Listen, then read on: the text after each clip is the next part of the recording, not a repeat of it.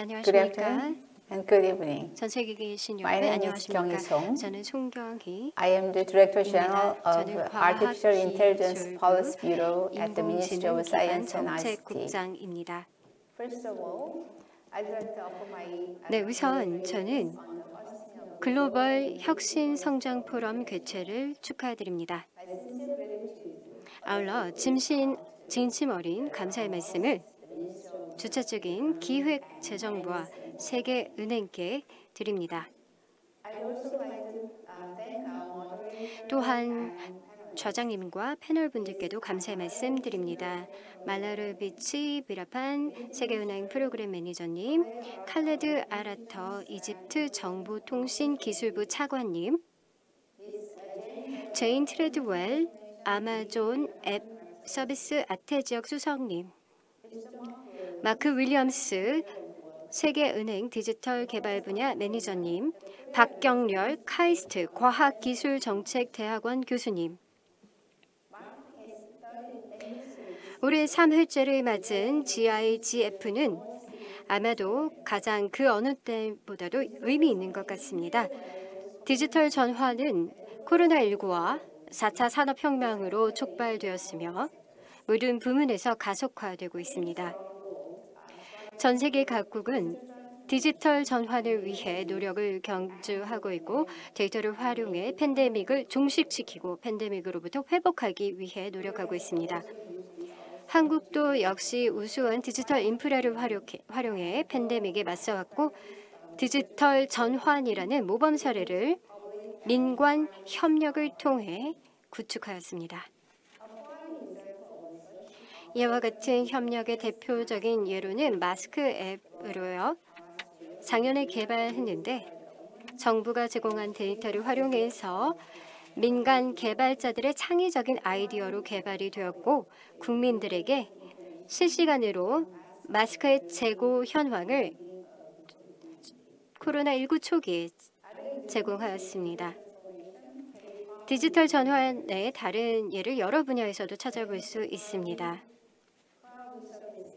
민간 클라우드 서비스 덕분에 한국의 온라인 데스티네이션 예약 시스템은 교통체증에도 불구하고 원활하게 운영되고 있고요. 온라인 교실이 전학년을 대상으로 제공이 되었습니다. 데이터는 디지털 전환 시대에 매우 중요한 자원입니다. 데이터는 AI의 성능을 측정할 수 있고 또 혁신적인 디지털 기술과 서비스를 만들어낼 수 있죠. 작년 한국에서는 디지털 뉴딜 이니셔티브를 발표했습니다. 경제 회복과 디지털 전환 준비를 위해서인데요. 그리고 주요 데이터 사업의 핵심 축을 마련하였습니다. 데이터댐 사업은 데이터를 수집하고 표준화하고 가공하는데 민관에서 생성된 데이터를 대상으로 해서 이를 활용해 AI 기술을 발전시키고자 합니다. 이 프로젝트의 궁극적인 목표는 기존 산업을 혁신하고 신산업과 서비스를 형성하고 또 양질의 일자리를 창출하는 것입니다. 특히 현재 기준 191종의 AI 데이터 세트와 5.3조에 달하는 데이터가 음성인식, 자율주행차, 의료, 영상 등의 분야에서 생성되어서 오픈 AI 데이터셋 상품으로 수집되어 공개되고 있습니다. 데이터댐 사업의 일환으로 이루어지고 있습니다. 현재까지 약 7만여 명의 데이터 레이블러가 온라인으로 모집되었고요. 크라우드 소싱 플랫폼들이 이 데이터 수집 과정에 참여했습니다. 또한 총 1,400여 종의 AI 데이터 세트가 2025년까지 개발될 예정입니다. 데이터댐의 사업에는 여러 데이터 응용과 AI 솔루션으로 여러 분야에 적용된 사례가 많은데요. 환경 보호라든지 의료라든지 공공 서비스 등이 있습니다. 또한 한국은 데이터 생성과 데이터 활용을 위한 법적 토대를 마련했고요. 또한 관련된 정부 시스템을 개선했는데 데이터 기본법을 10월에 제정해 데이터 산업을 육성하고자 합니다. 이 데이터 기본법은 내년 4월 발효될 예정입니다. 추가적인 국가 데이터 정책위원회가 설립이 되어서 전체 민관 분야의 데이터 정책을 조율하게 될 것이고요.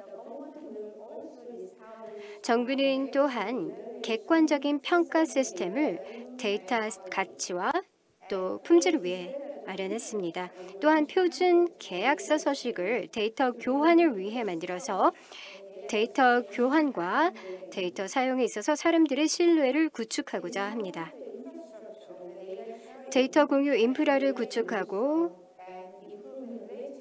데이터 사용 부정금지법 등 법과 관련 규정을 개선해서 데이터 이용과 보호 간의 균형을 잡도록 하였습니다. 반면 신뢰할 만한 데이터 구현 가능을 위한 환경을 조성했고요. 또한 신뢰성을 담보해야 할 필요성이 있습니다. 또한 AI 개발 과정에서도 윤리를 담보해야 합니다. 저작권 이슈도 해결해야 합니다. 이는 온라인에서 AI 학습을 위한 데이터 수집 및 분석 시 발생할 수 있는 이슈죠. 새로운 원칙과 시스템을 구축해서 데이터 공유 및 교환을 원활히 해야 합니다. 모쪼록 오늘 포럼이 건설적인 논의의 플랫폼으로서 데이터 사용과 실천에 관해 즉 공동의 목표인 혁신주도 글로벌 성장을 위한 데이터 사용 및 실천을 다루길 기대합니다. 한국 정부는 이 목표를 위한 경험과 지식을 나누기 위해 노력을 아끼지 않을 것입니다. 대단히 감사합니다. Good morning, good afternoon, and good evening.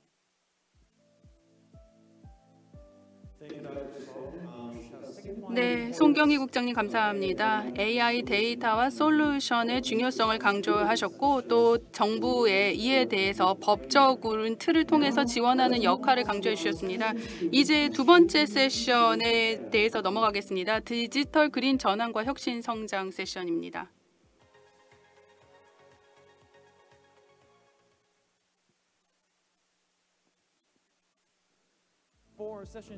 네, 두 번째 세션에는 두 분의 기조 연설이 있을 예정입니다. 제가 아주 영광스럽게도 첫 번째 기조 연설자 먼저 소개해드리겠습니다.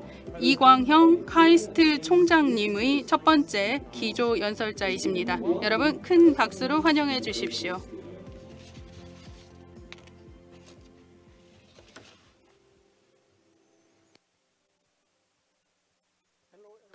여러분 반갑습니다.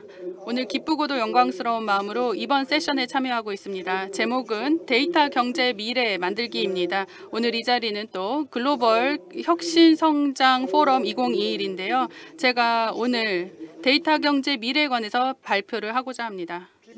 사람들은 미래를 예측하는 것을 좋아합니다.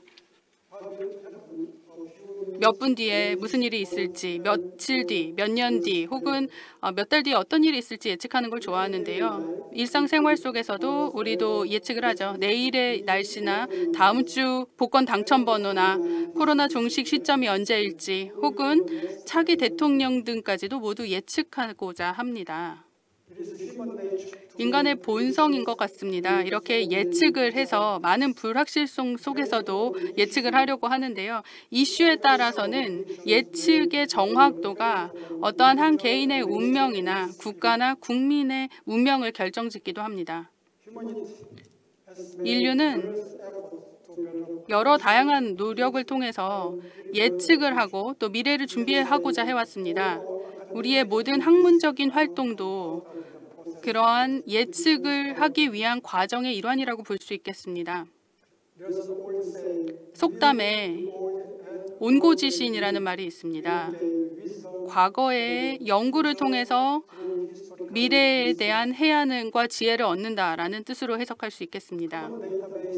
공통의 데이터베이스를 기반으로 하는 기술들은 미래에 일어날 일들을 예측하는 데 쓰였고요. 여기에는 최소제곱법, 클러스터링, 패턴 인식, 인지심리학, 뇌과학, 텍스트 마이닝, 빅데이터 분석 등이 포함됩니다. 데이터 기반의 미래 예측은 데이터가 폭발적으로 증가함에 따라서 패러다임의 변화를 겪고 있습니다. 전 세계적으로 데이터가 175 제타바이트에 2025년이면 도달하게 될 것이고 이 수치는 무려 2142 제타바이트로 2035년까지 늘어나게 될 것으로 보입니다. 다시 말하면 DVD를 이 정도의 정보를 갖고 있는 DVD를 쌓으면 그 거리가 무려 지구에서 달까지를 25번 왕복하는 길이 정도가 된다고 합니다. 최근에 소비자들도 이제 데이터 생산자가 되었습니다. 왜냐하면 클라우드 컴퓨팅이 등장하고 또 스마트폰과 타블렛 PC를 널리 사용하게 되었기 때문입니다. 앞으로는 더 많은 데이터가 기업에서 만들어지게 될 것인데 통신 기술과 센서 기술이 발전하고 IoT 장비들이 늘어나기 때문입니다. 데이터가 폭발적으로 늘어남으로 인해서 미래 예측 분야에는 새로운 가능성들이 대두되고 있습니다. 큰 숫자 법칙에 따라서 통계적인 예측 정밀도, 예를 들면 평균치와 변이 등등에 대해서 관찰 수치가 늘어남으로 인해서 통계적인 예측도 크게 정밀도가 높아지게 됩니다. 즉, 미래에 대해서 좀 더 믿을 수 있는 예측이 가능하다는 것입니다. 데이터가 많아졌기 때문에요. 빅데이터를 기반으로 하는 예측은 다양한 분야에 적용될 수 있습니다. 인간의 행동을 예측을 하는 것에서부터 소비자의 패턴을 분석하고 자연 현상들을 예측해 보는 데까지도 적용이 가능합니다. 이러한 예측은 정확도가 굉장히 높습니다. 왜냐하면 빅데이터는 과거의 발생 사례들을 모은 것이고 또 특정 그룹의 정성적인 특징들을 반영하고 문화적인 차이까지도 고려될 수 있기 때문에 그렇습니다. 하지만 기존의 예측 방법과 마찬가지로 먼 미래에 일어날 일들에 대한 정확도는 떨어질 수 있습니다. 그리고 늘 그렇듯이 예외도 있습니다. 데이터 경제 시대의 새로운 경제 가치는 데이터 기반의 예측 기술을 통해서 만들어지게 됩니다. 데이터는 이제 미래 산업의 핵심이 되고 있습니다. 마치 예전 산업혁명 시대에 석탄이 그 역할을 했던 것과 비슷한 개념입니다. 미래에 개인이나 기업 그리고 국가 간의 경쟁은 이들이 어떻게 데이터를 이용해서 예측을 하느냐에 따라 결정될 것입니다. 데이터 거래, 데이터 보호, 또 데이터 경쟁력에 따라서 이런 부분들이 개선이 되어야 됩니다. 개인과 기업 그리고 국가는 자신들의 데이터를 보호하고 이를 통해서 정확한 예측을 해야지 미래의 리더 자리를 차지할 수 있습니다. 한국 정부는 33.5조 원을 2020년부터 2025년까지 디지털 뉴딜에 투자할 예정입니다. 데이터댐이 디지털 경제의 발판이 될 데이터 사용을 최대화하기 위해서 구축이 될 것입니다. 이렇게 민간 부분 그리고 공공 부분에서 수집된 데이터는 5G나 다른 초고속 네트워크를 통해서 모아지게 될 것이고 AI를 위한 트레이닝 데이터셋으로 표준화될 것입니다. 데이터댐은 AI의 퍼포먼스를 그리고 혁신적인 서비스가 전달되는 것을 개선할 것인데 AI와 다양한 분야의 데이터를 통합하기 때문에 가능합니다. 교육, 의료, 그리고 국방 등에서 나오는 다양한 데이터들을 AI와 통합을 함으로 인해서 이러한 성과 개선이 가능합니다. 즉, 데이터댐을 성공적으로 구축을 하려면 정부는 전략적인 투자를 7가지 프로젝트에 해야 됩니다. 데이터, AI, 클라우딩 서비스 등이 여기에 포함이 됩니다. 새로운 일자리를 창출하고 경제를 부양하기 위해서 전반적인 산업의 경쟁력을 도모하고 또 전체 산업에서의 혁신을 이끌 수 있도록 해야 합니다. 데이터 경제의 성장은 이제 우리가 기술 정치 시대로 접어듦에 따라서 앞으로 더욱 가속화될 것입니다. 지금까지 국제 정치는 주로 지정학적인 요소로 관장되었습니다. 그렇기 때문에 지정학적인 위치가 과거에는 중요했습니다. 하지만 이제는 전 세계 경제가 과학과 기술로 이끌어지기 때문에 미래 세계 경제는 결국에는 과학과 기술의 성과가 뛰어나고 데이터 기술이나 데이터 기반 예측 기술이 발전한 나라가 주도하게 될 것입니다. 그래서 저는 글로벌 정치적 경제의 중요성을 강조하고자 합니다. 특히 기술 정치와 데이터 경제의 미래 전략 차원에서 이 중요성을 강조하고자 합니다. 국제 정치에서는 다 알려진 카드와 숨겨진 카드가 있습니다. 기술 정치 시대에 숨겨진 카드는 바로 첨단 기술과 데이터에 관련된 것일 겁니다. 데이터 분석을 함으로 통해서 예측을 하고 또 세계 정치 및 경제 상황에 맞는 전략을 짤 수 있습니다. 또 국내 및 국제 경제 지표 예측에도 적용이 될 수가 있고요. 시장의 안정성, 공급망 변화에도 예측을 하는 데 쓸 수가 있습니다. 결국에는 데이터 관리는 국가적인 차원의 기술 전략을 통해서 관리를 해야 됩니다. 왜냐하면 국가의 기간 산업에 대한 공급망까지도 관리할 수 있기 때문입니다. 새로운 국제 관계의 역학을 이해하기 위해서 또 빅데이터 분석을 바탕으로 하고 미래를 이런 것을 통해서 예측을 한다면 우리는 디지털 경제에서 선도적인 국가가 될 수 있습니다. 감사합니다.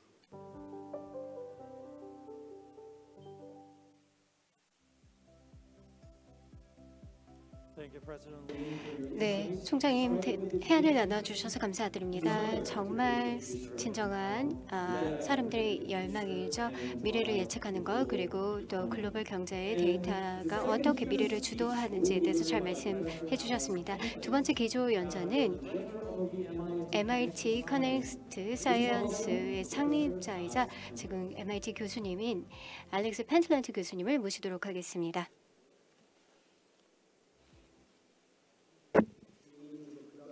네, 그러면 이제 생산의 도구를 데이터를 그냥 단순히 추가적인 요소로 생각해서는 안 됩니다. 이것은 이제 돈과 자본 그리고 또 노동 토지와만큼 중요성을 가지고 있습니다. 이것은 정말 우리가 생각하는 방법을 바꾸게 되는데요. 왜냐하면은 지금 현재도 그렇지만 미래에도 굉장히 중요하게 됩니다. 예를 들어서 시진핑 주석은 바로 이제 데이터에 따른 국가가 바로 이제 통제를 해야 된다라고 했습니다. 근데 사실 데이터는 더욱 더 중요해지기 마련이고요. 데이터에 대한 문제는 자본의 문제와 유사합니다. 예를 들어서 너무나 소수에만 편중이 되어 있다는 것이고요. 대기업은 대량의 데이터 그리고 다양한 데이터를 보유하고 있습니다. 그리고 또 많은 데이터를 보유하고 있는 정부는 이것이 사용할 수 없는 만큼 너무나 파편화된 식으로 보유하고 있다는 것이고요. 시민의 관점으로 봤을 때 이러한 게임에서 완전히 소외됐다라고 느끼게 되기 마련입니다. 착취되고 그리고 또 소외된다라고 생각을 하는 것이죠. 그래서 힘이 없다라고 생각을 합니다. 이 같은 것은 굉장히 불안정한 상황입니다. 이것은 마치 시민들이 1800년대 마크스가 자본주의를 저술했던 그런 상황인 것 같습니다. 그래서 바로 데이터의 그런 힘이 많은 사람들이 많은 것들을 하는데 고르게 분배됩니다. 산업과 그리고 또 지방 정부 등의 편익으로 분배돼야 되죠. 근데 기존의 법, 예를 들어서 EU의 GDPR이라든지 미국의 캘리포니아 개인정보보호법이라든지 그리고 다른 국가들의 법을 보면은 보다 대규모의 데이터 집중 영역 두 곳에 좀 더 관련이 있는 것 같습니다. 그래서 데이터를 자체적으로 사용하고 하는 데 있어서 누군가 대변할 필요는 없습니다. 3자. 예를 들어서 돈에 있을 때는 은행이 데이터를 보유하는 것이 아니라 돈을 그냥 보유하고 있는 것이지 돈을 소유했다고 할 수 없습니다. 노조라든지 다른 기관들은 그 자체 노조를 대변하는 것이 아니라 여러분을 대변하는 것이죠. 그래서 데이터 조합이라든지 데이터 신탁이라든지 데이터 조합이 필요합니다. 데이터가 너무나 복잡하고 또 이용하는 것이 너무나 어렵다라고 생각하기 때문인데요. 그리고 개인 같은 경우에는 협상력도 굉장히 떨어지기 때문입니다. 그런데 예를 들어서 데이터 뱅크라든지 데이터 신탁 같은 기관에 의탁한다면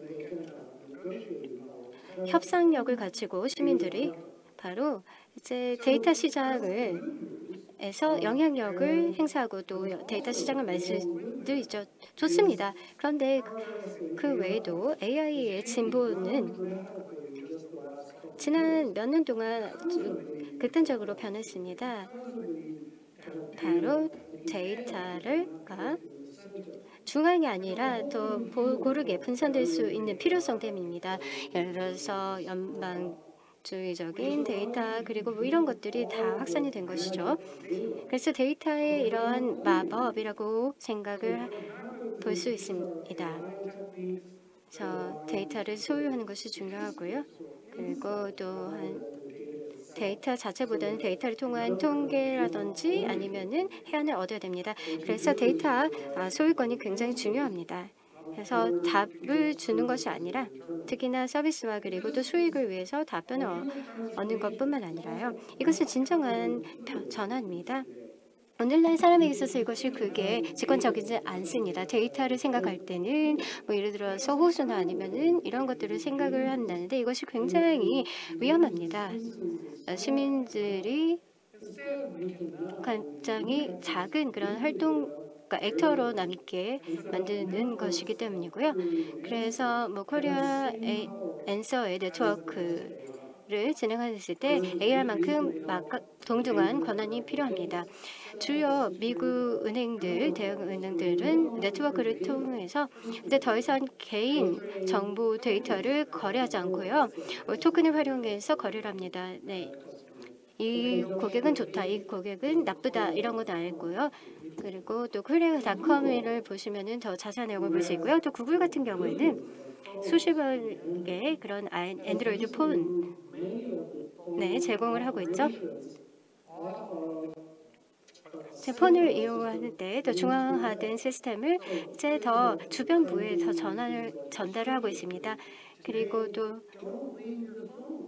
그렇기 때문에 검색을 하든 뭐든 항상 휴대폰을 모든 사람들이 갖고 다니는데 그래서 보다 익명화된 그런 식별되지 않은 시스템을 통해서 이런 모든 활동들이 가능하게 되는 것입니다. 그래서 데이터 소유권이라는 부분이 굉장히 중요한 주제로 부상을 하고 있죠. 그래서 데이터 은행이라든지 데이터 신탁을 구축을 해서 시민들에게 권한을 부여하고 그래서 데이터를 사용할 수 있도록 하는 것이 중요합니다.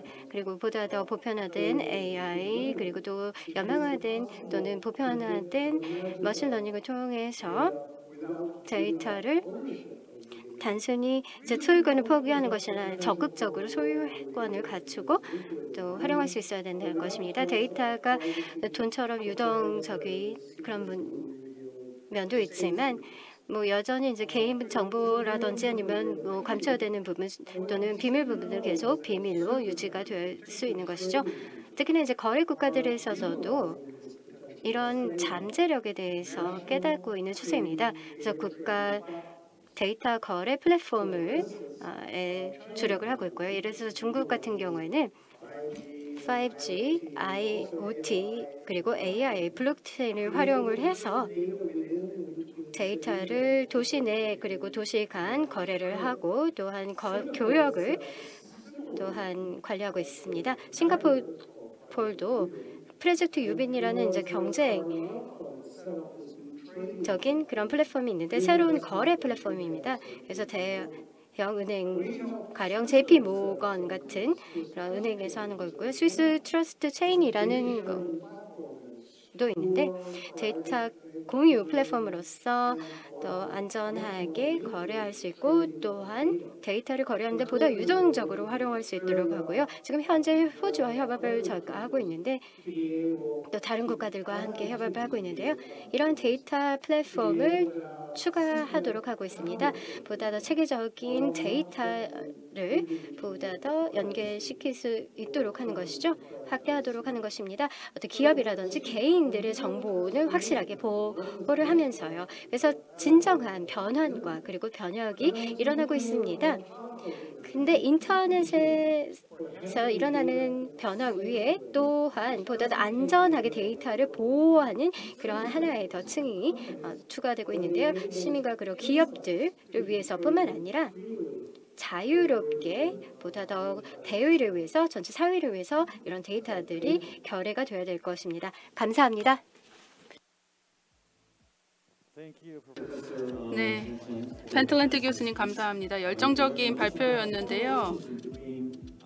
이 강의를 통해서 데이터, AI 그리고 각각의 국가들이 이에 대해서 어떻게 반응하는지의 그 상호관계를 더 잘 알 수 있었습니다. 많은 청중분들이 포럼을 통해서 더 많은 것들을 배워갈 수 있으면 좋겠습니다. 이제는 패널 토론으로 넘어가 보도록 하겠습니다. 좌장님은 말라비치 비라파님께서 해주시겠습니다. 세계은행 프로그램 매니저고요. 지금부터 진행을 해주시겠습니다. 여러분 모두 환영해 주십시오.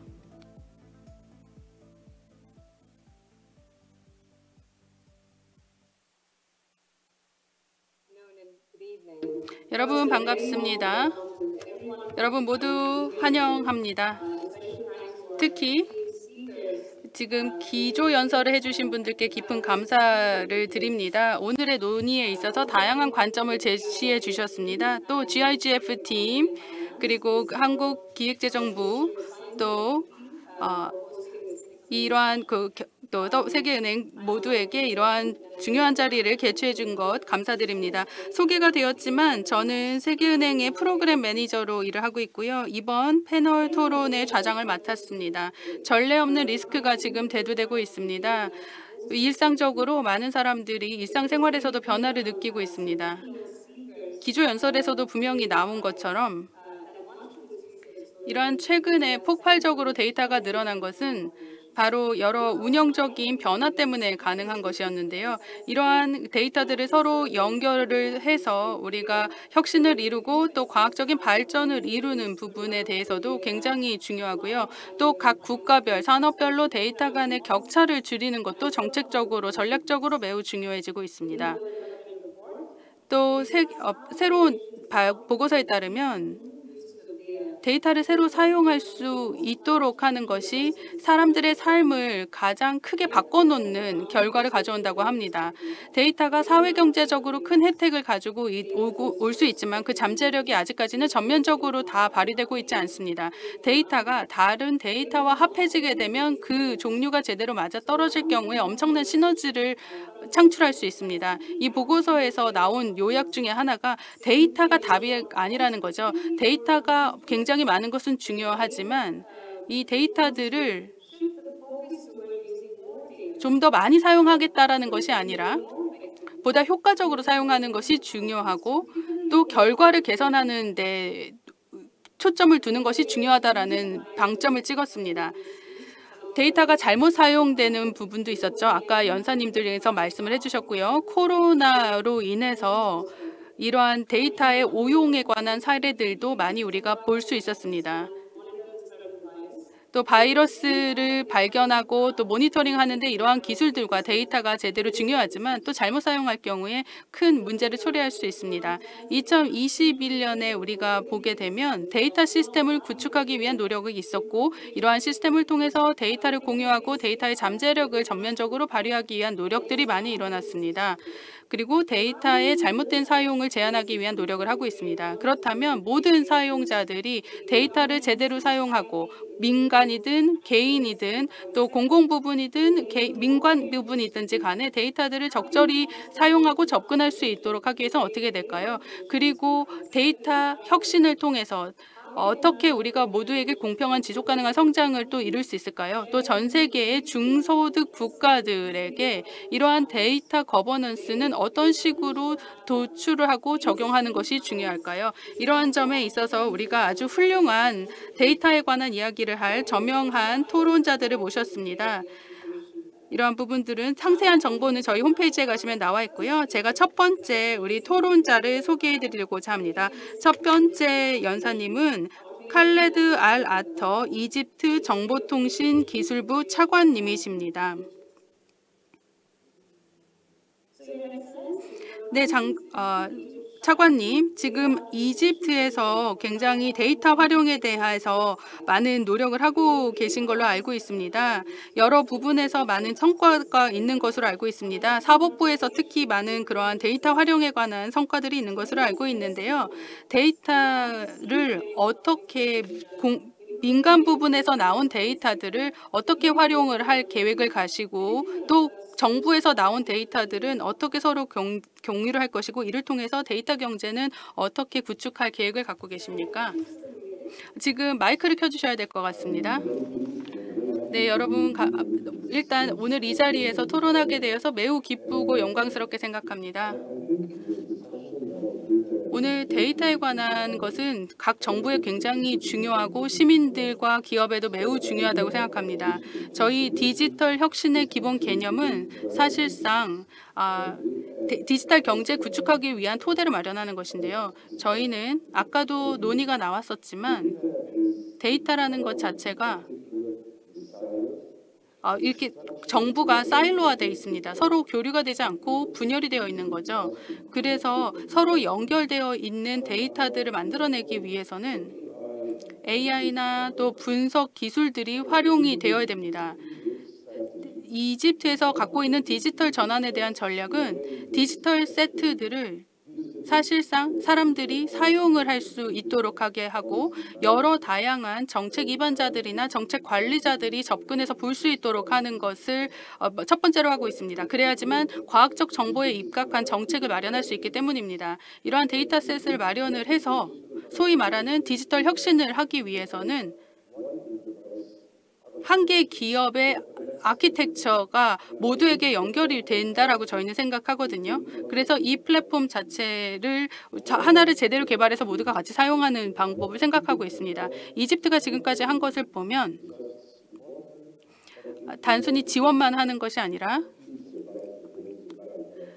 많은 사람들의 직접적인 생활의 개선을 위한 노력을 했습니다. 기업이나 이런 부분들의 직접적으로 도움을 주었고 정부 서비스 차원에서의 개선도 있었습니다. 디지털 혁신이라는 것은 이러한 플랫폼을 바탕으로 하는 것이고 이 모든 활동가들, 의료 부분에 있는 모든 참여자들, 의사라든지 모니터를 담당하는 사람, 에디터 이런 사람들이 모두 참여를 해야 되고요. 시민들도 참여를 해야 되고 또 기업가들도 같이 참여를 해야 됩니다. 민간 부분이 사실 정부나 경제를 이끌어가는 데 있어서 굉장히 중요한 역할을 하고 디지털 경제 전환에 있어서 민간 부분의 역할이 굉장히 크다고 생각하기 때문에 그렇습니다. 우리는 디지털에 있어서 많은 레거시가 있습니다. 애플리케이션도 많고 갖고 있는 자산이 많습니다. 하지만 지금 디지털 경제 전환 우리가 얘기하는 것은 데이터, 양질의 데이터가 중요합니다. 그래서 우리가 하나의 시스템을 구축을 해서 할 필요가 있다는 생각을 하게 됐습니다. 뭐 고용이라든지 주거, 의료 등등에 있어서 나뉜 것이 아니라 하나로 통합된 플랫폼과 데이터 플랫폼을 구축할 필요가 있다고 생각했습니다. 이러한 것을 통해서 하나의 데이터가 통합적으로 교환될 수 있는 그러한 창구를 마련하려고 했습니다. 결국에는 이것이 그러면서 동시에 이런 데이터가 폭발적으로 늘고 있기 때문에 한 개의 데이터셋만 있고 그 한 개의 세트에 모든 것을 맞추는 것이 아니라 그리고 또 이 모든 데이터들이 한 곳에 있는 것이 아닙니다. 이것이 골고루 분산화되어 있어야 됩니다. 모두가 그리고 이 부분에 대해서 접근이 가능해야 됩니다. 그래서 아까 기조연설자님이 설명을 해주신 부분들이 저희의 정책과도 굉장히 많이 일맥상통하는 부분이 있었습니다. 데이터 정책은 사실 매우 중요합니다. 데이터를 구축을 하기 위해서는 거버넌스 이면까지도 넘어가야 됩니다. 데이터 정책이라는 것은 프라이버시, 그 개인정보를 노출하지 않으면서 그 데이터를 활용할 수 있도록 해야 되고 데이터가 오용이 되거나 남용이 되면 의도적이지 않다 하더라도 이것으로 인해서 사람들이 데이터 접근을 금지할 수도 있고 이것으로 인해서 잘못된 정책이 나올 수도 있고 누군가에게 해가 끼쳐질 수 있기 때문에 이 데이터 사용에 있어서의 오용을 방지하는 것은 매우 중요합니다. 그렇다면 우리가 이러한 부분들은 어떻게 지원을 할 수 있을까를 생각해 봐야 되는데요. 이 데이터에서의 최대한의 가치를 추출을 하는 방법을 제대로 생각을 해봐야 됩니다. 그리고 민간 부분에 대해서 다시 생각을 해봐야 됩니다. 데이터와 데이터 경제라는 것은 사실상 우리가 민간 부분과 이 플랫폼을 연결을 하는 것입니다. 그래서 이 플랫폼 이것을 통해서 데이터를 사용할 수 있지만 정책적으로 이 데이터와 데이터 거래가 좋은 목적으로 법적인 틀 안에서 일어날 수 있도록 그 기반을 마련을 하는 식으로 일어나는 것이죠. 그렇게 되면 이렇게 하나의 통합된 생태계를 만드는 식으로 접근하고 있습니다. 네, 감사합니다. 굉장히 통찰력이 넘치는 몇 가지 이제 이니셔티브들을 이제 말씀해 주셨고요. 특히나 이집트에서 가지고 있는 이런 정책 의안들에 대해서 말씀해 주셔서 감사드립니다. 다음 연자는 제인 트레드웰 아마존 웹서비스 아태 지역 수석님이십니다. 네, 제인님께 드릴 질문은요. 네, 우선 이제 부총리님께서도 말씀하셨듯이 또 굉장히 중요한 그런 데이터가 민간 부분에서도 굉장히 중요한 역할을 할 수 있다. 특히나 가치 제고에 할 역할이 있다라고 하셨는데 이에 따라서 지금 아마존에서 데이터에서 가치 창출을 위해서 어떤 일을 하고 있는지 좀 청해 듣고 싶은데요. 특히나 중저소득 국가에서 이러한 가치 창출이 좀 더 어려울 수도 있는 이런 환경에서 어떻게 더욱더 데이터에 대한 가치를 더욱더 창출할 수 있는지 답변 부탁드리겠습니다. 네.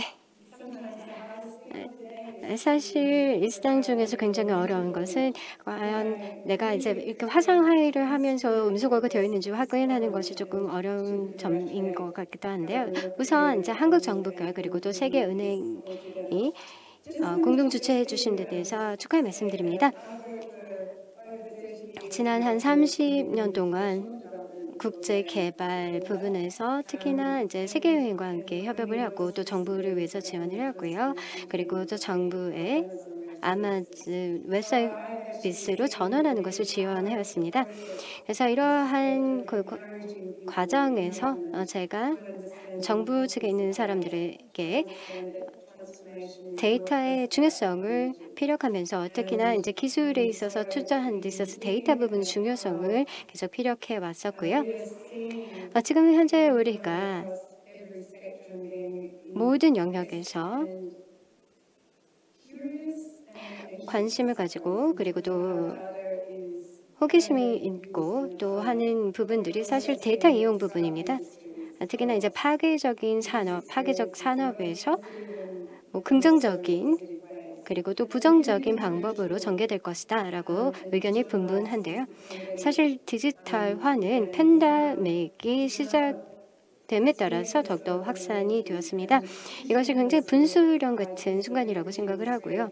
그래서 모든 액터들의 그런 아이디어를 강화해야 되는 시간이라고 생각합니다. 칼레프 차관님께서 말씀하셨듯이 이 액터들의 디지털 시스템 또는 생태계는 굉장히 중요하다라는 것입니다. 전환 특히나 경제, 사회 그리고 지역사회들을 변화를 가속화하는 데 있어서요. 이것은 단순히 아마존에 대한서 중요한 것뿐만 아니라 근본적인 기술 부분에서 굉장히 중요합니다. 사실 아마존 같은 경우에는 수백만 명의 고객들을 위해서 서비스를 하고 있고요. 특히나 이제 중소기업 같은 경우에는 그리고 또 지방 정부들 그리고 또한 정부들 그리고 또한 시민단체들이 플랫폼과 디지털 기술의 접근성을 갖는데 지원을 하고 있습니다. 이전에는 구매하지 못했던 이러한 그 부분들의 접근성을 확대하도록 노력하고 있고요.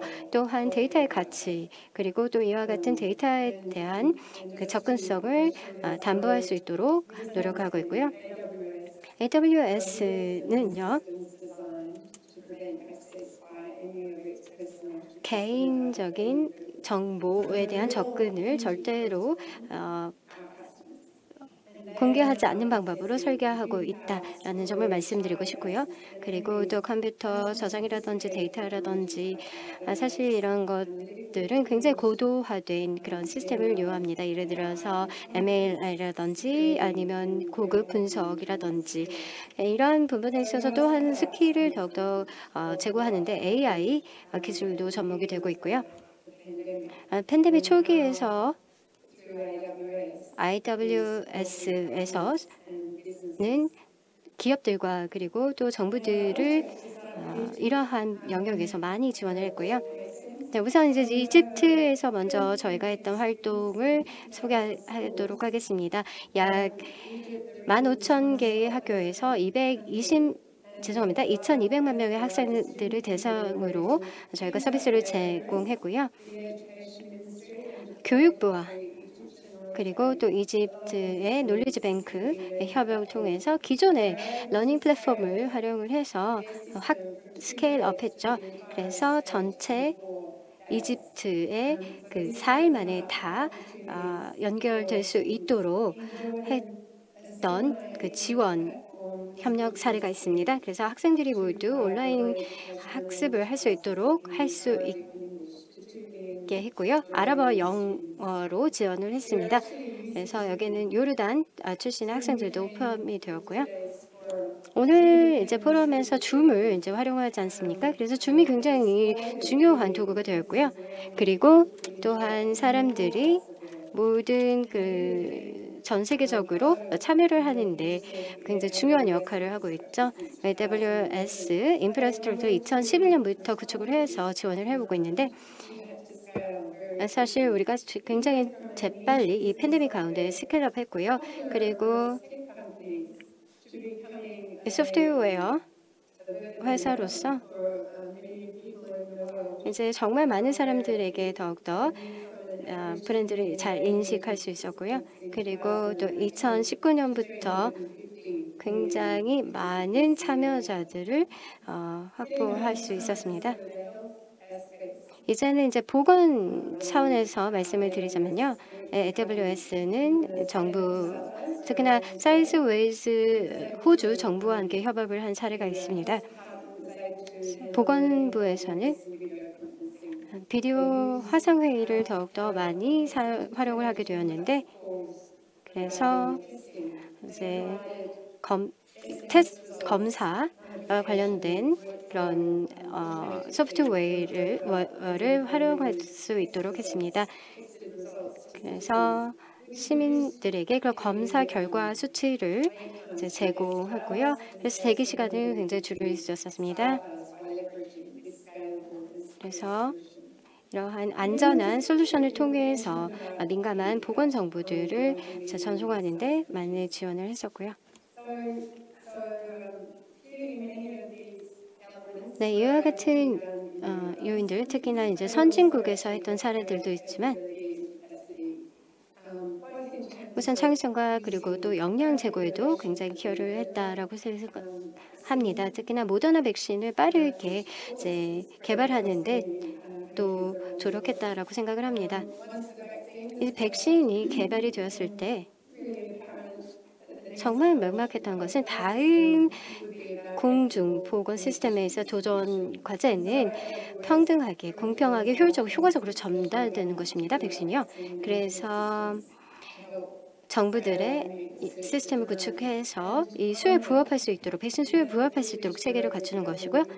인도의 정부와 함께 협력을 해서 이 백신 전달 시스템을 지원했습니다. 그리고 백신 관리, 일정 관리, 뭐 예를 들어서 백신 접종 그런 시스템 이런 것들에 대해서 지원을 했고요. 이 시스템에 약 190만 명이 접근을 확보했고요. 그리고 또 10억 명이 이 시스템에서 백신을 공급받을 예정입니다. 올해 안은요. 그래서 지식과 그리고 공유 그리고 또 플랫폼에 관한 그런 이야기들이라고 보실 수 있겠는데요. 그리고 또 하나 이제 뭐 시간이 된다면 예를 하나 더 들어보고 싶은데요. 이 데이터를 통합하고 할 수 있는 역량과 그리고 데이터를 이해할 수 있는 역량에 대한 것입니다. 이것은 개놈 프로젝트를 특히나 이제 암 질환에 관련돼서 이제 그랬고요. 그 다음에 또한 8개의 대형 제약사들의 이제 백신 치료제 그리고 또한 진단뿐만 아니라 또 연구에 또 이러한 것들을 지원했고요. NWS는 3개월 만에 이런 것들을 이제 안전하게 그 소프트웨어 그리고 시스템을 구축하면서 데이터 그리고 데이터 과학자들 그리고 또한 의료진들이 자체 이제 프로젝트를 연계해서 글로벌 협업을 보다 더 안전한 환경에서 구현할 수 있도록 조력한 사례를 들 수 있습니다. 네, 감사합니다. 매우 데이터의 플랫폼에서의 구조에 관해서 중요성을 말씀해 주셨고 또 어떻게 기초적으로 이러한 것들이 데이터에 대한 접근성을 개선하고 또 시큐리티를 개선하는 데 의미가 있는지를 잘 설명해 주셨습니다. 이제는 다음 분께 질문을 드리겠습니다. 이제는 마크 윌리엄스 님께 질문 드리겠는데요. 세계은행 디지털 개발 분야 매니저이십니다.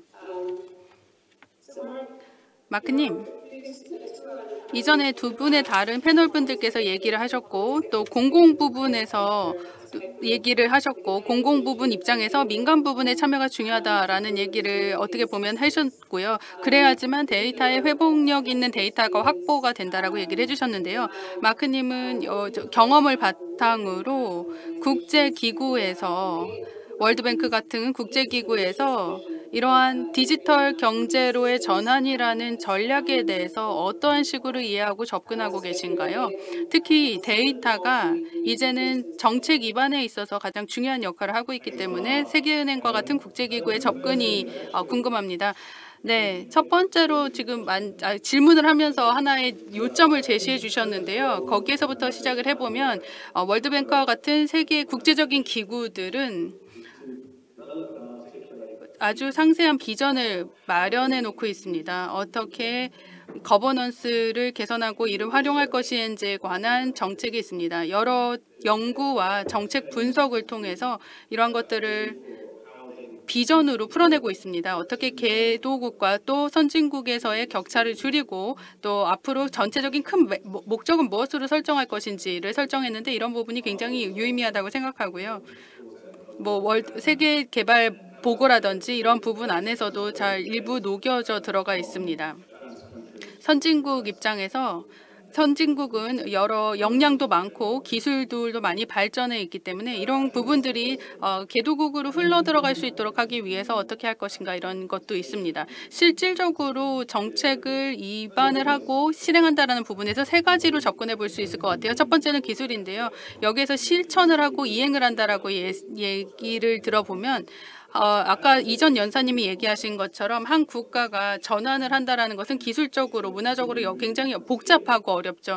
그래서 사실 또 이 분야에서 앞장선다라고 하는 건 따라갈 만한 모델이 없기 때문에 더욱더 어렵고 힘든 상황인데요. 이런 기술적인 전문성을 먼저 구축을 하고 정부 기관 간 그리고 기업 간에서 같이 공유를 한다라는 것은 결국엔 굉장히 유용하죠. 그리고 실행이 가능하고 또 다른 환경에도 적용해 볼 수 있는 그런 거라고 생각합니다. 그래서 이런 부분은 국제기구가 같이 협력할 수 있는 부분이라 생각하고요. 두 번째는 굉장히 우리가 얘기하는 아주 특별한 그런 것 중에 하나가 여러 기구들이 있는데요.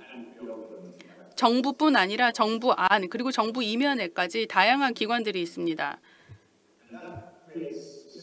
그것이 하나의 과제가 돼요. 어려움이 돼요. 여러 개혁을 한다라거나 하거나 공공 부분에서 특히 개혁을 할 때 데이터 자원을 만들고 이것을 가공을 할 때 여러 기관이 관장을 하게 되면 굉장히 복잡해지죠. 그래서 이러한 부분들이 하나의 새로운 도전 과제로 대두가 되고 있습니다. 월드뱅크와 같은 국제기구는 여러 정부와 깊은 관계를 오랫동안 맺어왔습니다. 저희는 기술적인 기업과도 파트너십을 맺고 있고 금융기관 그리고 다국적 기관 등등 다양한 기관과 정부와의 복잡한 관계가 있기 때문에 이런 것들이 과제이기도 하지만 동시에 중앙화되어 있고 또 데이터 자원들을 활용할 수 있는 새로운 방법으로 적용을 해야 된다고 생각합니다. 세 번째는요, 돈입니다. 결국에 여기서 얘기하는 거는 매우 극단적으로 오랫동안 진행이 돼야 되고 큰 투자가 필요한 그러한 접근입니다. 한국 같은 경우도 그렇지만 가장 최근에 2000년, 20년간, 30년간의 발전을 속도를 보고 그랬을 경우 대규모 프로젝트를 했을 때 또 장기적인 안목을 가지고 대규모 투자를 하는 것이 중요한데요. 특히 이러한 개혁을 하거나 새로운 디지털 경제를 전환을 하려고 하는 국가에 대한 지원도 굉장히 필요합니다. 네, 마크님 감사드리고요. 정말 핵심을 잘 말씀해 주셨다라고 생각을 합니다. 우리가 이제 토론을 하면서 보다 더 실무적 를 짚어볼 수 있는데요. 특히나 정부의 접근법을 잘 들었습니다. 이제 차관님께서도 역시 이제 데이터 시스템을 구축하는 데 있어서의 그런 환경들도 잘 얘기를 했었습니다. 유주와 그리고 또한 생산자들이 데이터 공유와 그리고 또 접근성을 제고에 기여를 한다라는 말씀을 잘 해주셨고요. 이제는 신뢰할 수 있는 것들 굉장히 중요하고요. 그리고 또 정부의 노력을 통해서 데이터 보호를 위해서 노력을 하고 있고요. 데이터 시스템을 구축하는데 데이터가 보다 더 많은 국민들에게 데이터 오용을 방지하면서 또한 공공행정의 신뢰를 확보하면서 또 신뢰할 만한 데이터 공유 이런 유수 환경을 어떻게 구현할 수 있을까요? 자, 교수님 발표 부탁드리겠습니다. 기본적으로 신뢰가 없는 것이 가장 큰 문제입니다. 저희는 신뢰 구축부터 시작해야 됩니다. 이 신뢰는 정부가 동일한 방식으로 계속 하던 방식대로 일을 한다면 절대 신뢰를 구축할 수 없습니다. 기업이 형성이 되고 계속 구조 조정을 하는 것처럼 데이터에 있어서의 신뢰도와 시스템에 대한 신뢰를 위해서는 신뢰도가 있어야지만 우리가 사람들이 이것을 믿고 따르고 같이 일을 할 수 있도록 하는 하나의 이네이블러로서 구현자로 역할을 하게 됩니다. 지속 가능한 발전을 위해서는 정말로 진정한 변화가 필요합니다. 다시 말하면 이 데이터를 어떻게 바라보고 이 시스템을 어떻게 이해하고 서로 교류를 어떻게 하는지 이것 자체를 다시 살펴보고 바꿔야 됩니다. 제가 맨 처음에 공공 부분에 7년 전에 처음 몸을 담갔는데요. 제가 그때 당시에 정부 안에서도 분쟁이 상당히 충돌이 많았습니다. 그래서 왜 정부가 이런 분쟁의 장이 되었을까라는 생각을 해봤습니다. 제가 이렇게 7년간 정부 기관에 몸담으면서 깨달았는데요. 정부 기관 내에서 민간 부분만큼이나 경쟁이 굉장히 치열합니다. 여러 예산을 받기 위해서 경쟁하고 또 성과를 내기 위해서 경쟁을 하는 등 쓸데없는 비효율적인 경쟁이 많았습니다. 이것을 통해서 비춰보면 이 데이터를 통해서 이러한 변화를 어떻게 꾀할 것인가가 중요한데요. 데이터의 분석이 굉장히 중요하다라는 말을 또 드리고 싶고요. 기본적으로 사람들은 개도국 같은 경우에 특히 그런데요. 여전히 사람들은 데이터 집사 정신이라는 것은 하나의 개념이긴 하지만 이렇게 설명드리면 될 것 같아요. 데이터 소유권은 누가 갖고 있느냐 이것 자체가 굉장히 많은 충돌이 있는 부분입니다. 이 데이터를 만든 사람이 갖는 것이냐 관리한 사람이 갖는 것이냐에 대한 많은 의견들이 있고요. 그리고 이러한 부분에서부터 데이터 교류, 거래 이러한 등등까지 일관성 있는 정책이 있어야 됩니다. 정보의 흐름이나 협력이 일어나기 위해서는 있어야지만 혁신이 있을 수 있습니다.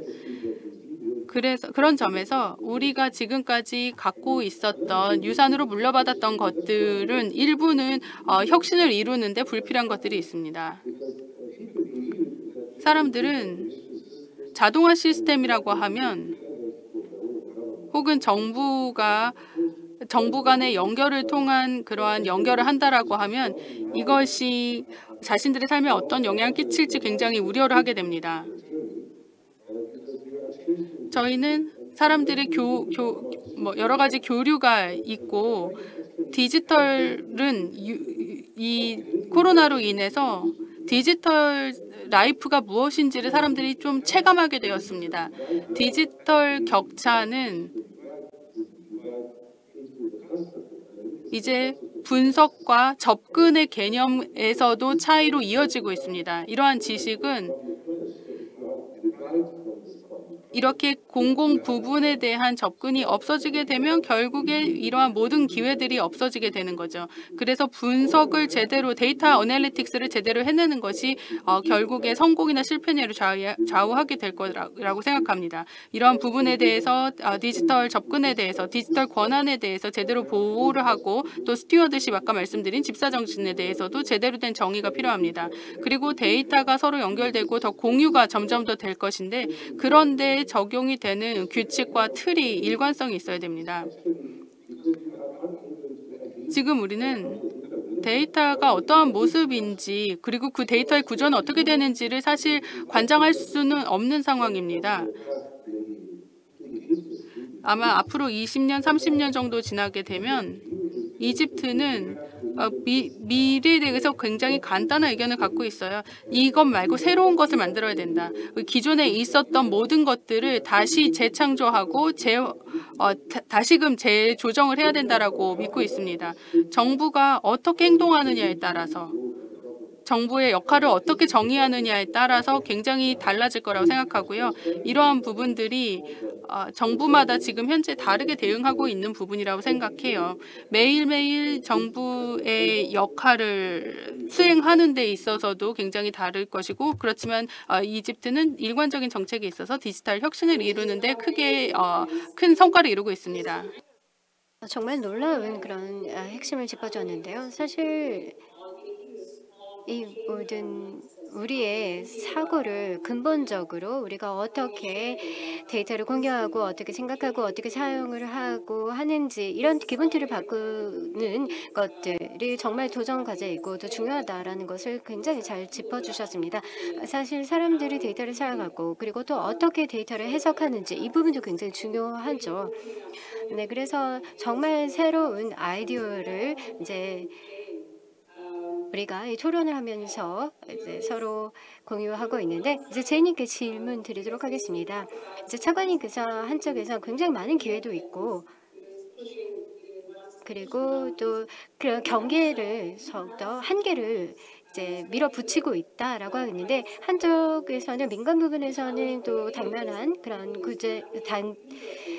도전 과제와 그리고 또 정부 측에서도 이제 규제 측면에서의 도전 과제도 있고 또한 법적인 틀에 있어서 뭐 예를 들어서 기술적인 그런 표준이라든지 아니면 뭐 이런 것들이 있는데 지금 산업에서 지금 직면하고 있는 규제 도전 과제를 시고 그리고 정부에서는 어떻게 정부들을 잘 규제를 해야 되는지 혹시 의견을 좀 청해 듣고 싶은데요. 말씀 부탁드리겠습니다. 사실 이것은 박사 과정에서 다룰 수 있는 주제인 것 같고요. 우선 질문 감사드립니다.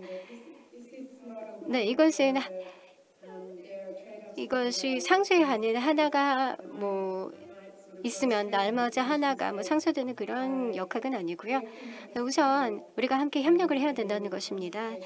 그리고 또 산업과 그리고 또 국민들 그리고 또 기관들이 서로 이제 협의를 해야 된다는 것이고요. 이 디지털 생태계 안에서요. 그것이 바로 이제 더 나은 방향으로 나갈 것이 무엇인지 함께 머리를 맞대고 생각해야 된다는 중요성이 여기 있는 것이죠. 디지털 기술의 영향력 그리고 어떤 데이터를 사용하고 어떤 것을 만들고 어떤 것을 공유하는지 그리고 또 서로 다른 당사자들이 가지고 있는 책임은 무엇이고 이것은 단순히 기술 또는 뭐 과거에 있었던 레거시 마인드셋에 대해서 말씀드리는 것은 아닙니다. 근데 사실 얼마나 데이터가 중요한지 이런 것들을 유념해야 된다는 것이죠. 우리가 또 데이터라든지 뭐 월드뱅크라든지 많은 국가들이 이 데이터를 구체적인 법적 틀을 통해서 디지털 환경에 부합시키고자 하는 이런 노력을 경주할 때 사실 정부들이 무엇이 중요한지를 먼저 파악을 하고 그리고 또 목표가 무엇인지 그리고 또 규제가 어떤 역할을 하는지 그리고 소비자를 어떻게 보호할 것인지를 먼저 생각을 해야 됩니다. 그리고 또 개인 정보 보호법을 예를 들면 이러한 법들은 1989년에 호주에서 제정이 되어서 그 이후에는 많이 변화를 겪었죠. 그래서 데이터 혁신 이것은 샌드박스를 활용해서 이런 것들을 검증을 하고 그 다음에 이후에 결과를 보고 그 다음에 규제들을 변화시키고 있죠. 그리고 많은 이제 동남아 국가들 같은 경우에는 뭐 그래서 차관에 활용을 하고 또 멕시코라든지 남미 같은 경우 인재들 그리고 인도네시아, 인도 그리고 방글라데시 같은 경우에는 또 제안을 하고 있고요. AWS 같은 경우에는 이런 데이터 보호 법을 적극적으로 지원을 하고 있는 입장입니다. 정부가 이런 데이터 프레임워크가 그리고 규제 영역에서 잘 정착이 되고 그리고 모든 당사자들이 명확하게 적용을 될 수 있도록 해야 되는 것이죠. 데이터 이용 그리고 공유 굉장히 중요하고요. 또 모든 국민들에게 이를 담보해야 하죠. 기술을 활용하면서 편익을 구현할 수 있어야 되고요. 그리고 또한 신뢰할 수 있는 환경에서 공유가 되어야 되겠습니다. 그리고 민간 그리고 또 기관에서도 신뢰성을 확보해야 되겠습니다. 오용을 방지하고 전 세계에서 얻은 통찰력을 우선 기반으로 해야 되겠죠. 새로 시작할 필요 없고요. 글로벌 표준 필요하고요. 또 많은 민간 기업들이 이러한 법적 환경에서 이제 준수를 하고 하는 것이죠. 네네. 잠깐 이제 말씀을 끊어야 될 것 같습니다. 네네, 감사합니다. 네, 구제 틀은 바로 준수에 따른 비용과 그리고 또 기업들이 혁신해야 되는 비용을 잘 따져봐야 될 것입니다. 우선 프론트엔드, 백엔드에서가 아니라 프론트엔드에서 이러한 것들을 모두 사전에 조율하고 해결할 수 있어야 됩니다. 네, 고맙습니다. 지금 굉장히 트레이드오프 상충관계에 있는 것들을 잘 지적해 주신 것 같습니다. 이 모든 것들 프로젝트가 서로 보완하는 것도 있겠지만 사실 상충관계가 있기 때문에 더 많은 컨설테이션을 통해서 정책이 제대로 설계될 수 있도록 해야 된다라는 점을 잘 짚어주셨습니다. 그래서 생태계를 하나로 구축을 함에 있어서 더 많은, 더 번창하는 경제가 일어날 수 있도록 해야 됩니다. 이제 마크님에게 다시 질문을 드리고 싶습니다. 아까 차관님께서 간략하게나마 데이터 접근에 관해서 언급을 해주셨습니다. 이 데이터를 다양한 사람들이 접근할 수 있도록 해야 된다는 얘기를 했는데요. 그런 맥락에서 봤을 때 데이터가 많은 사람들에게 많은 혜택을 가져다 주고 있는 것은 분명해 보입니다. 그래서 소외된 계층이 데이터가 접근할 수 있도록 사용할 수 있도록 하는 것이 굉장히 중요한 우선순위가 되고 있는데요. 특히 아프리카의 사하라 사막 이남 지역에 있는 국가들에서 이러한 데이터를 교류를 하도록 하기 위한 많은 노력이 있는 것으로 알고 있습니다. 특히 저소득 국가들도 이러한 부분에 있어서는 불리한 위치에 있다라는 것을 인지를 하게 됐는데요. 데이터 인프라를 강화하고 데이터 쉐어링의 혁신을 강화하기 위해서 어떤 노력을 하고 계십니까? 네, 아주 짧게 답변 드리겠습니다. 불공평성을 생각해보고 국가적인 차원과 세계적인 차원에서 불공평성을 한번 보겠습니다.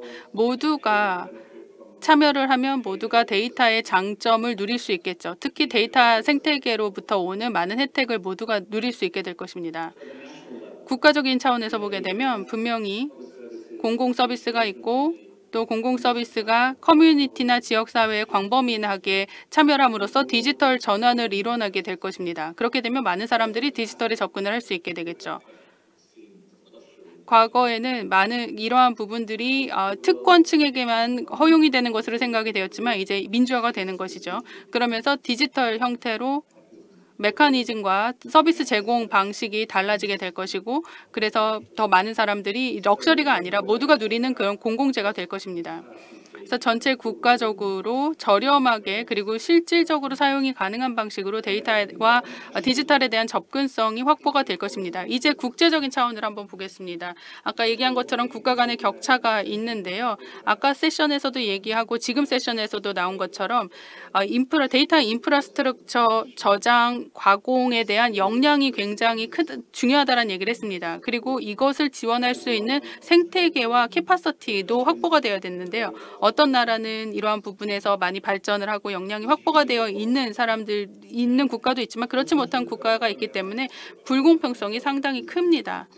그리고 그렇게 되면 이러한 접근성을 갖지 못하면 지금 우리가 같은 세계를 살고 있지만 그 같은 시대에서 동떨어지게 되고 연결성을 잃게 되는 것입니다. 인프라에 대한 투자가 그래서 중요한데요. 대규모로 인프라에 대한 투자가 있어야 됩니다. 그러기 위해서는 정책이 그리고 규제와 금융 그리고 시장 자체가 크게 바뀌어야 됩니다. 개혁이 크게 이루어져야 되고 이런 것들이 동시에 빠른 속도로 일어나야지만 가능합니다. 마지막으로 말씀드리고 싶은 것은 근본적인 비즈니스 모델인데요. 인프라에 대한 그 근본적인 비즈니스 모델이 바뀌어야 된다는 것입니다. 그래야지 데이터에 대한 접근성을 모두에게 국제적인 차원에서 제공을 할 수가 있습니다. 여기에서는 정책과 규제 등등이 중요한 역할을 하지만 이것 없이면 그 어떤 나라도 정책으로부터 장점을 그 모든 혜택들을 누릴 수가 없기 때문입니다.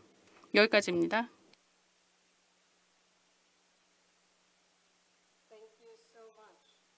네, 대단히 감사합니다.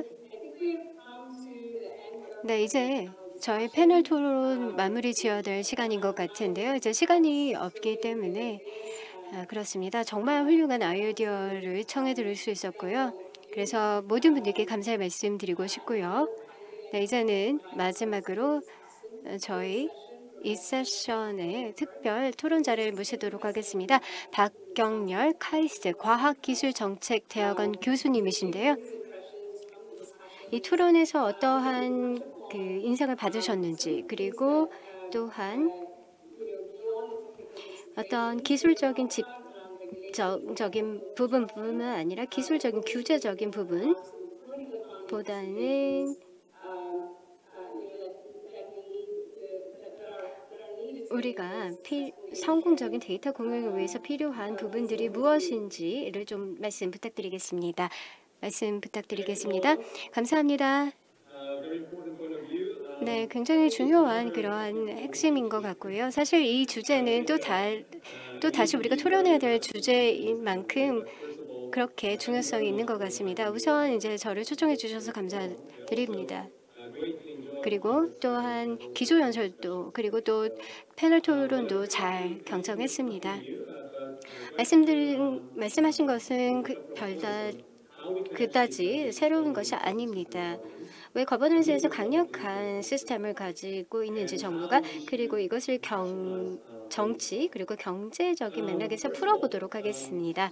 자, 우선 데이터 생태계를 구축하는 것, 그리고 또 정부 시스템을 구축하는 것은 사실 이렇게 파편된 분절된 것이 아니라 기술적인 그런 접근성, 아키텍처, 그리고 표준, 그리고 코딩 계획, API, 데이터 라이프사이클 관리, 그리고 또 이해 당사자들 참여, 이런 것들을 전부 광범위하게 전 영역에서 통합시키는 것이 굉장히 중요합니다. 데이터는 해결할 수 있는 그런 능력이 있죠. 우리 사회가 직면하는 큰 도전까지 극복할 수 있는 솔루션을 줄 수 있는 기회도 있습니다. 그래서 데이터 인프라 기술뿐만 아니라 개인들의 행동도 변화시킬 수 있는 요소입니다. 우선 문화, 그리고 또한 신뢰에 대한 것이고요. 오픈 데이터 이니셔티브를 제가 세계은행에서 함께 합류해서 연구한 적이 있는데요.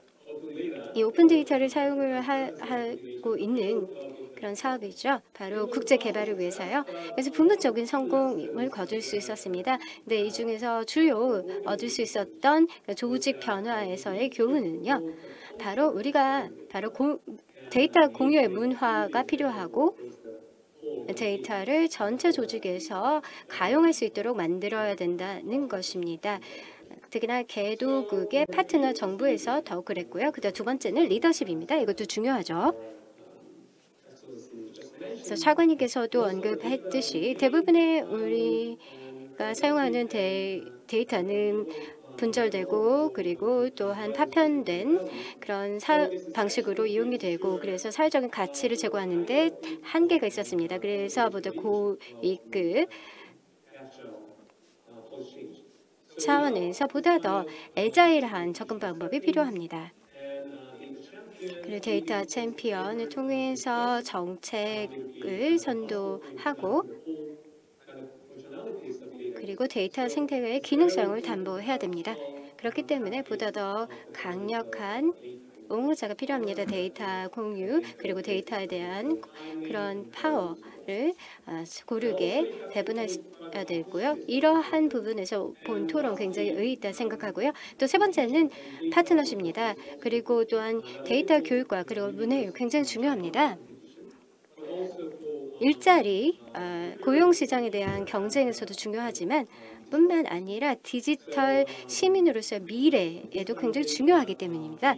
이와 같은 데이터 주도, 디지털 전환은 사실 우리의 많은 사회에 있는 많은 철학적인 그러한 부분에 있어서 답변을 내릴 수 있는 해결 잠재 등이 있고요.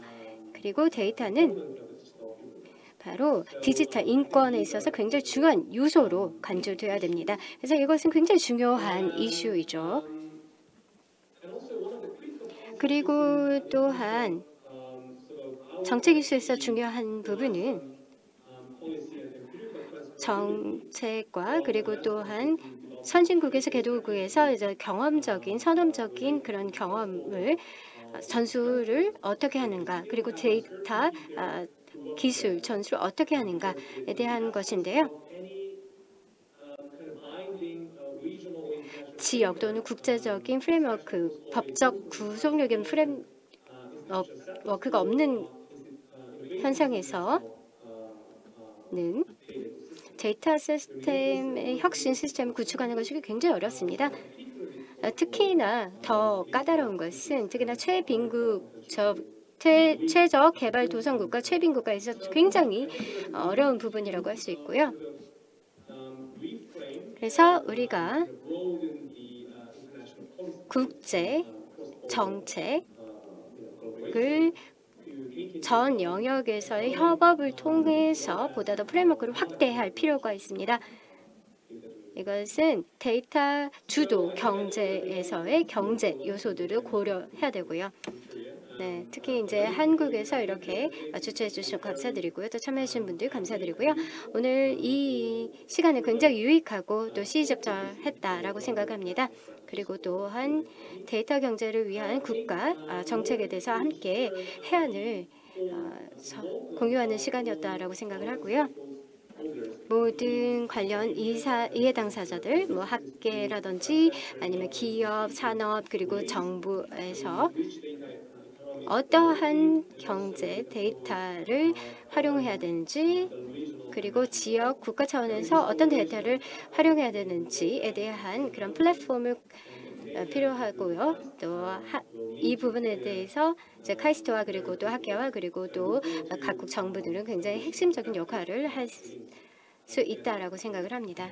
그래서 정체와 그리고 또한 학술 연구를 앞으로도 함께 협업하기를 기대하면서 말씀 마무리 짓도록 하겠습니다. 감사합니다. 네, 교수님 감사합니다. 제가 이제 이 세션 2를 마무리하면서 모두 참여해 주신 기조 연설자뿐만 아니라 패널분들께 감사드립니다. 굉장히 다양한 면에서 얘기를 해주셨는데요. 앞으로 이런 부분에서 많은 활동이 있기를 바랍니다. 이러한 토론은 바탕으로 해봐도 앞으로 할 일이 굉장히 많고 어려운 것은 맞습니다. 하지만 이 변화에 대해서도 가장 평등하고 또 지속 가능한 변화와 전환이 일어나야 된다는 것은 분명해 보입니다. 다시 한번 오늘 세션에 참여해 주신 여러분들께 모두 깊이 감사드립니다.